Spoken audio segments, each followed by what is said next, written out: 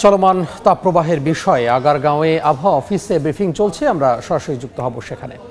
কিছুটা কমার কারণে বাষ্পায়নের হার কমে গিয়ে গুজরাটের কম্বে সাগর হয়ে দিল্লি বা ফুটিল অফ হিমালয় পর্যন্ত জলীয়বাষ্পের যে যোগান হয়, অথবা বঙ্গোপসাগর থেকে দক্ষিণ পশ্চিম দিক থেকে সম্পৃক্ত বাতাস বাংলাদেশের অভ্যন্তরে প্রবেশ করে সিলেটের ঢুকে পূবালী হয়ে পশ্চিমা লঘুচাপের সাথে যে সংমিশ্রণ হয় এবং বজ্রমেঘ হয়তো সারি সারি, সেই বজ্রমেঘ তৈরির প্রবণতা কমে গিয়ে এই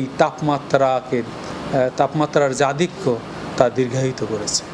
সুতরাং আমরা দেখেছি যে বিশেষ করে যেসব বছর উষ্ণতম বছর ছিল বাংলাদেশের, যেমন 1984 সালে 6টি বজ্রঝড় তৈরি হয়েছে, 1989 সালে 5টি বজ্রঝড় তৈরি হয়েছে, 1999 সালে 4টি বজ্রঝড় তৈরি হয়েছে এপ্রিল মাসে, 2009 সালে 4টি, 2014 সালেও 4টি, কারণ এই সব বছরগুলো উষ্ণতম বছর ছিল।